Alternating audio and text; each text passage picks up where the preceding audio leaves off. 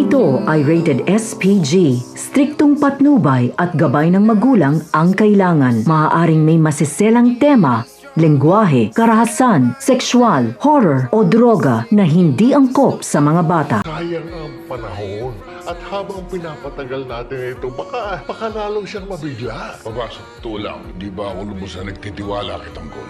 Natunghayan nga nating maagang nagising ang mga tao sa mansyon kung saan biniro pa ni Mokang si Edwin na sa unang pagkakataon ay hindi ito makakapagpanata, pero dahil sa laki nga ng negosyo ng kanilang papasukin ay malakas ang kutob ni Edwin. Ito na ang simula ng kanyang pagyaman. At si Don Julio naman ay pinatawag na nga si Ramon para kausapin tungkol sa kanyang anak na si Tanggol. Kaya ikinuwento ni Don Julio na kausap niya nga ang kanilang mga kasosyo tungkol sa tagapagmana ni Ramon. At dahil nag-aalala ang mga ito na matatagalan pa bago magkaanak si Ramon, ay wala nang nagawa si Don Julio kung hindi sabihin ang totoo tungkol kay Tanggol. At napag-usapan na ipapakilala nila ito sa kanilang mga kasosyo. Pero di pa rin kumbinsido si Ramon na ang ipinakilala ni Olga ang tunay niyang anak. Kaya si Olga ay pinunto na kung totoong oportunista si Tanggol ay dapat din nito tinanggihan ang mga alok nilang luho at negosyo. Pero kahit isa ay wala itong kinuha. Kaya malinaw na hindi manggagamit ang kanilang ipinakilala. At para kay Don Julio ay tanggap niya na sa kanyang sarili na tunay niyang apo si Tanggol. Kaya wala na ring nagawa si Ramon kung hindi sumang-ayon sa plano ng kanyang ama na ipakilala na nga si Tanggol sa kanilang negosyo. Kaya ipinatawag na ni Olga ang kanyang mga tauhan para ipaalam ang mangyayaring meeting at naikwento na sa wakas ay magsisimula na ang kanilang plano na pagpapakilala kay David bilang tagapagmana. Makarang mapilit nga ni Olga ang iba pa nilang kasosyo na puwersahin sina Don Julio na ipakilala na ito. At si Ramon naman ay sinundo na nga si Mokang na naghahanda sa kanilang pag-alis, pero kapansin-pansin ang pagiging balisa ni Ramon tungkol sa kanilang bagong kasosyo. Kaya ikinuwento niya kay Mokang ang kanyang nararamdaman at humingi ng opinyon.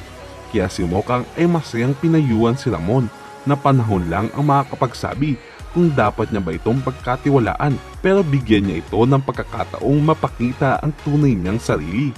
Kaya kahit papaano ay nalinawan si Ramon sa kanyang dapat na gawin.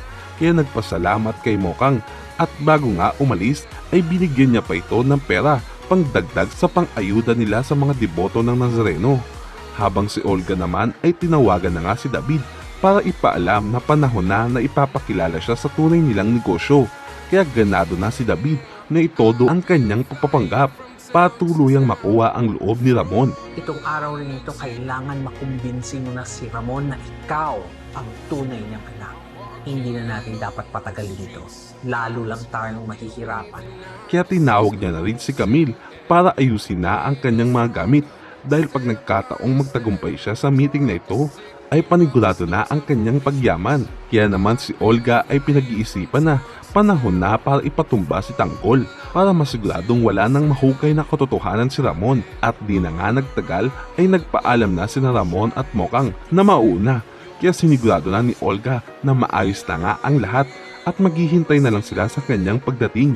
Habang sina Maltes, Tindeng, Lolonoy at Santino ay dumating na sa simbahan ng Quiapo kung saan puno na ito ng mga deboto ng Poong Nazareno. Kaya hindi na rin nagtagal ay nagpaalam na nga si Santino na aalis at bago nga umalis ay nagdasal muna ito ng taimtim at humingi ng proteksyon mula sa kapamakan para sa kanyang pamilya. At si Rigot naman ay sinubukang kausapin si Mando. Makaraang mapansin niya ito na walang kibo at naglabas ng sama ng loob si Rigor sa araw ng pista ng Nazareno. At dahil sa nangyari kay Marites ay pakiramdam niya ay tinapakan ni Ramon ang kanyang pagkalalaki at nag-iwan pa ng isang tanggol sa kanyang buhay. Kaya malalim pa rin ang sugat na iniwan ni Ramon sa kanya. Pero hindi na nga nakapagtimpi si Mando at sinagot si Rigor dahil siguro iniisip ni Rigor na tinapakan nga ni Ramon ang kanyang pagkalalaki ay mayroon na siyang sapat na rason para gawin ang kanyang ginagawa. Kaya hindi malaman ni Rigor kung ano ang tinutukoy ni Mando. Kaya naman si Mando ay diniretso na nga si Rigor at sinabing nakita niya silang dalawa ni Lena. Pare, alam ko, nakita ko kayong dalawa ni Lena, naghahalikan. Kaya huwag mong balik na rin ang kwento. Pare, ikaw ang nanloloko sa asawa mo. Kaya hindi niya natago ang pagkadismaya sa kanyang kaibigan na magagawang lokohin si Marites. Kaya gulat na gulat si Rigor sa kanyang mga narinig at di malaman kung ano ang kanyang susunod na gagawin. Ngayon tuluyan nang lumabas ang kanyang sikreto, habang si Bubbles naman ay maagang gumising dahil sa susunod nilang misyon. Kaya di na naman siya nakaligtas sa mga pagbibiro ng kanyang mga kaibigan. Makaraang makita nga nila ang wild na panaginip ni Bubbles. Kaya hindi nagtagal ay pinuntahan na ni Makasantos si Tanggol para ipaalam na pinapatawag na nga sila ni Chief Espinas. Kaya sa kanilang paglabas ay di maiwasang manghinayang ni Mang Celso kung sakaling ituloy nga nila Tanggol ang kanilang planong pagtakas. Pero wala na silang magagawa dahil si Chief Espinas pa rin ang masusunod sa lahat. Kaya naman sa kanilang paglalakad papuntang tindahan ay nakita sila ng grupo ni Bong na naging malinaw na sila nga ang bagong hitman ni Chief Espinas. Kaya gigil na si Bong na tapusin ang grupo nila Tanggol at si Chief Espinas naman ay pinaalalahanan siya ng Tanggol, lalo na hindi biro ang perang nakataya sa kanilang misyon. Basta tatandaan ninyo, malaking sindikato itong titirahin ninyo ngayon. Hindi kayo maaring magkamali. Kaya sasamahan namin kayo. Kaya nagulat si Tanggol na sabihin nga ni Chief Espinas na sasama siya sa kanilang misyon. At narito ang mga dapat abangan sa FPJ's Batang Quiapo. Mokang humingi ng tawad kina Marites, mga kasosyo ni Ramon isa-isa nang dumating, Tanggol tatambangan sina Angkong, natunghen nga nating muling nagkita sina Mokang at pamilya ni Tanggol, kung saan ay humingi ng tawad si Mokang sa kanyang naging desisyon na talikuran si Tanggol.